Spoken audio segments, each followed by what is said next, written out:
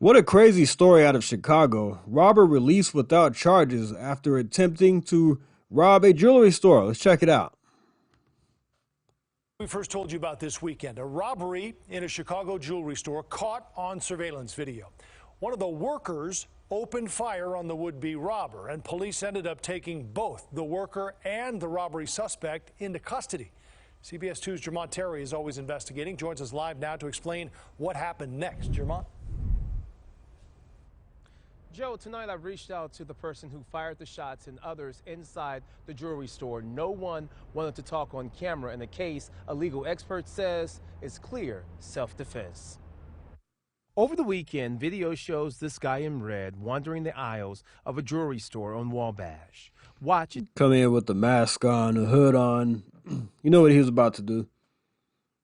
As he gets closer to the door, how he tries breaking a display case. And look to the left. An employee pulls out his gun and fires. The moment that person took an object and broke that glass, that person was committing a forcible felony. He was no longer walking around checking the place out. And for that reason, CBS 2 legal analyst Irv Miller says, under the law, the employee legally defended himself and the business, even though the suspected robber was leaving when he was shot. Illinois law is very specific as to what constitutes self-defense. The statute reads clearly, a person is justified in the use of force to prevent imminent death or commission of forcible felony. And forcible felony includes robbery, burglary. After getting shot, the suspected robber stumbles out the door.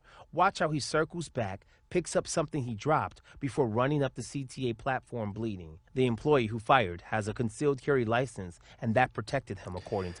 And you can tell that employee was was ready. He saw what was about to happen, and it looked like he was reaching because he saw that hey, something's about to go down.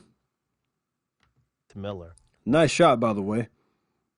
If this person who did the firing didn't have a concealed carry, didn't have an FOID card, that store owner or store employee would have been charged with a weapons violation, a felony.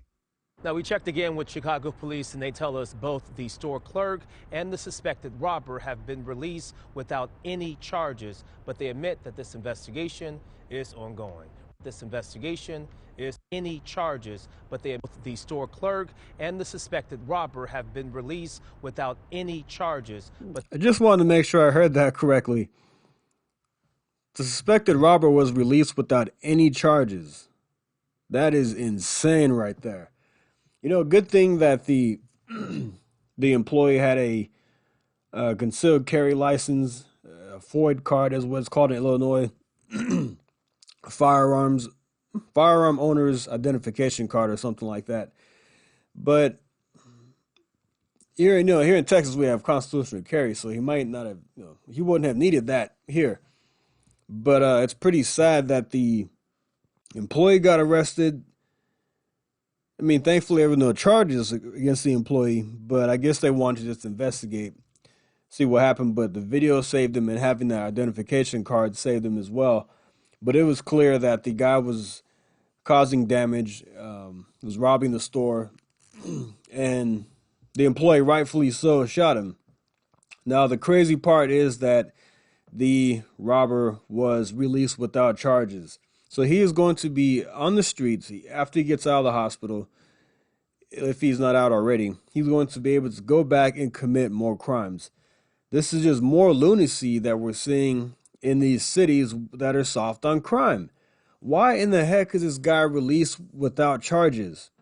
It's clear as day you're on video robbing a freaking jewelry store. You get shot because you're robbing the place, and now you're back on the streets.